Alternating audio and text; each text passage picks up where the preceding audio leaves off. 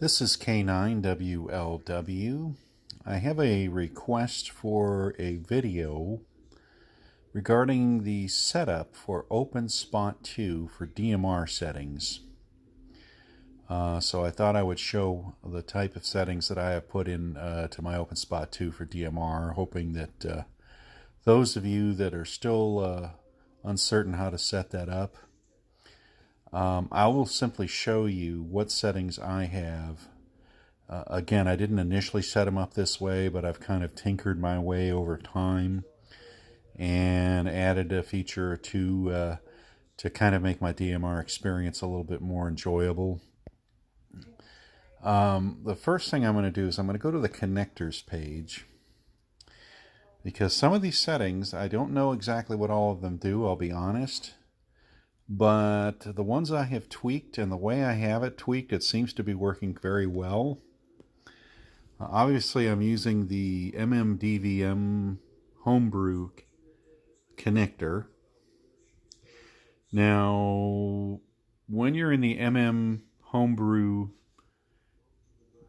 or the homebrew MMDVM connector, you've got two choices, sub-choices, if you will, of where you're connected. The homebrew, as you can see by the black dot over here, is an indication of Brandmeister. So whenever you go over to homebrew and save, you're going to be choosing your Brandmeister server. Now, I myself use United States 3102. You might choose a different one, but they're all Brandmeister servers in the homebrew. Now, you might say, what's this MMDVM? I'll tap on that. Now, in my case, MMDVM, I usually have default to the TGIF server. This is a different DMR network than Brandmeister. Different set of talk groups. And I'll be honest, these are the only two areas of DMR that I've explored. I have not gone into the Mark system and all these other systems. There's actually a number of systems available in this MMDVM group. If you go further down here, it'll show servers, and you can actually see a long list of available servers. Again, I'm trying to hold steady here, but there's all these IPSC2s, and again, I am not familiar with these. There are a lot. I don't know what these are or what network they're on yet. They're part of the DMR Plus network, apparently. I have not experimented with or connected any of these, so you may know more about this than me. Below that, there's another group called Ozark Digital. I've never been there. There's another server called QRM KC3OL. Have no idea what that is. There's the TGIF that I use a lot, and then below that is these XLX servers, and again, I've not experimented with those. You may know what those are, and you may want to check those out. I couldn't really tell you. Again, I've specifically hung out in Brandmeister and in TGIF. So yeah, this XLX thing counts on until like $9.99 or something. So I have no idea what all. Yeah, again, I will hopefully learn that in due time. But again, for Brandmeister and TGIF, I am pretty well set up. And let me position myself here. I know this is very, very clunky with the cell phone camera. I'm going to go back to Brandmeister because I figure that most people prefer Brandmeister. So I click on that homebrew button and it connects to Brandmeister.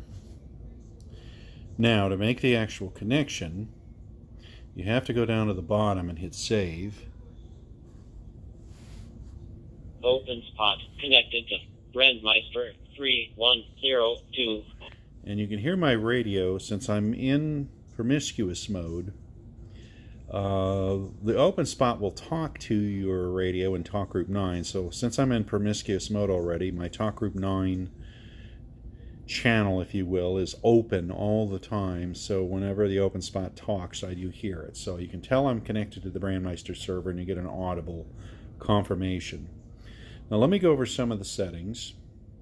It looks kind of complicated.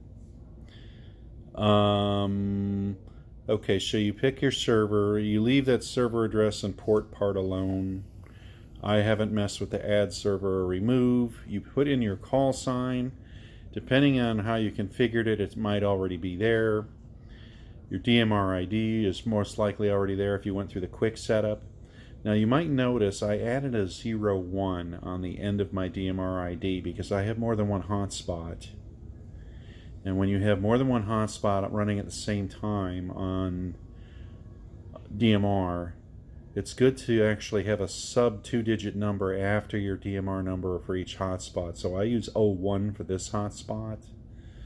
I use 02 on the other hotspot. If you ever go to the Brandmeister webpage and log in, you can actually see information about your hotspots, and it breaks them up by their separate numbers. And that's why that's helpful. It does provide a standard server password. You can see that. I think it's just password with a 0 instead of an O. That's by default. I just leave that alone. Okay. There's also the request on here to put up a backup server where if you're unable to connect after like 15 seconds or so, you can use a backup server. So I used Brandmeister 3108 and I loaded that in from the right side of the screen where you can actually pick from a list of Brandmeister reflectors. There's a backup server password. I think that's the same password with the letter, the number 0. And then I think by default it has backup server activate connect timeout 15 seconds. You can change that, but I left that alone. Auto connect to ID 0 to disable. I left that alone. I left all these zeros. Auto connect TDMA, auto connect interval, DMO mode TDMA channel 0. Okay, this is one I may have modified at one point along the way. Route cross mode calls to ID. Okay, that may not have any bearing if you're just using straight DMR, but let's say you're using your DMR radio and you're wanting to cross mode over to Fusion or NXDN, which you can do with Openspot 2. And if you have an Openspot 3, you can even use your DMR radio to cross mode over to D-Star. I recommend putting in cross mode calls to ID 9, which means your radio, the signals coming to you from the other networks, NXDN, D-Star, C4FM, that are cross moded, they'll come out to your radio as talk group 9. So whenever you're cross moding, you'll want to use talk group 9. Or you can be promiscuous mode and you'll hear it anyway. But if you haven't set up promiscuous, you definitely want to use talk group 9 when you're cross-moding to other modes from the DMR radio. I think these might have been... This keep alive interval, I think I left it as it is. I think it came up as 5. I did change the RX timeout. I think it was originally like 30 seconds or something. I put it up as high as I could, and it goes up.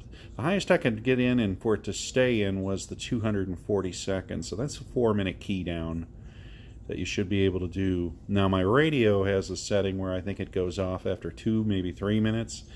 So I've never timed out on the hotspot with the Anytone.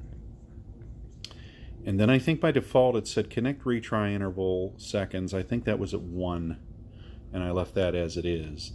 And that is it for the connectors page. Let me go to the settings page. There's actually a small portion on the settings page where there's a DMR settings. So I'm going to scroll down to that.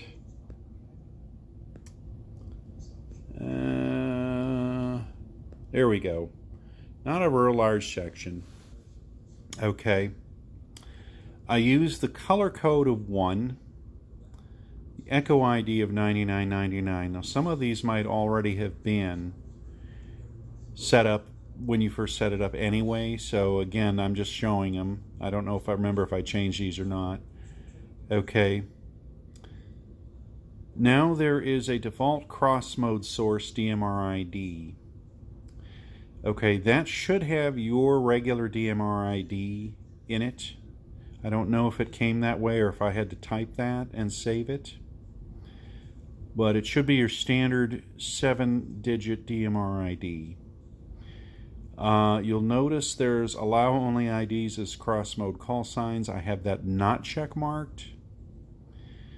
Force source ID from modem 0 to disable. I have that as a 0. And then I did not check mark the send no in-band data to network. And then in that box that says force talker alias to DMR network, I left that blank. Now some of you may have some ideas about maybe doing something with that, and I'm welcome to suggestions if anyone has any ideas. I left it blank and everything seems to work okay for me. And then I have send no in-band data to modem. I did not check mark that. However, I did check mark the force generate talker alias to modem. And I noticed once I check marked that and saved it, I started getting the talker alias feature on my Anytone, so almost all the stations, when they key up, it'll show their DMR ID right away, and then after a couple of seconds into their transmission, it'll also show their call sign and usually like their first name. That's that talker alias feature, and it actually is really nice seeing call signs with that, so I would definitely recommend leaving that bottom one check marked on. There is one other page of interest when it comes to DMR, and that would be something called the tools page. Now, tools page is a little weird because if you're on a Windows browser, I believe the only way to get to it is to go to status first, and then there's this button that shows below the blue bar that says full screen. You have to go to status, then hit the full screen button, which is not showing on my tablet, but on Windows I've seen this. And then you'll see an option for the tools page. If you're on an Android, and I believe an iPhone or iPad type of tablet or cell phone, the tools page shows right up here. Now the cool thing about the tools page is you can kind of see if you're connected, and you also get some shortcut buttons where you can connect to talk groups. I recommend you look at that. Now it won't connect your radio correctly to the talk group, but you can, if you're in promiscuous mode, you can punch one of those up really quick and it will drop out of an active talk group in the middle of a transmission. It'll do a 4000 to disconnect, even if somebody's keyed down, and it will go to the next talk group for you. So it's not a bad tool for dropping out of a long key down. I know you've been trapped in a talk group before, and if somebody hasn't unkeyed for a long time, or guys are keying up really quickly, it's kind of frustrating to key up and get out of the talk group with a 4000 or to QSY to another group. Those little buttons work. Also, the group call 4000 works here. That will drop a signal midstream. And these shortcut buttons, I haven't quite filled them all. Now here's something for Brandmeister that I highly recommend. And I don't know how many people have set this up versus how many have not. It's called the Brandmeister Manager. Okay? You have to go to the Brandmeister page and log in, and I have to probably do another video to demonstrate that since it's a slightly different topic, but I highly recommend doing it, and I think I'll do another video to explain that. The Brandmeister Manager, once you add it and you get the API key from, see how many digits that key is? It's like super long, and they're all hidden code. So I'll do another video because to me it's just too important not to have it for Brandmeister. So I'll do that in another video very shortly. You can drop a current call down here with this button. But with the Brandmeister Manager, you can actually add static talk groups to your hotspot. Now, if you add a talk group as static, it will be what you hear full time. And then let's say you key up a new talk group. The static talk group will go in the background. And when you key up a new talk group, you're going in dynamically, of course, on Brandmeister.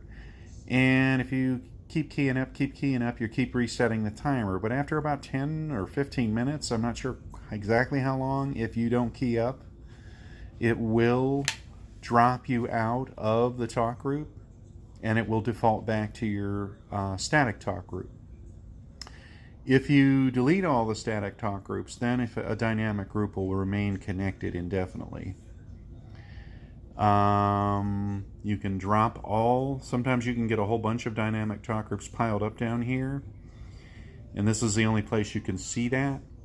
And you might say, whoa, I've got 3 or 4 dynamic talk groups here, I want to get rid of all those. So you hit the drop all button and it cleans them all out. And you can do a quick call by typing in a talk group here. So these are all features that you can add to the tools page with Brandmeister Manager, which I'll do in the next video. Anyway, I hope that covered things.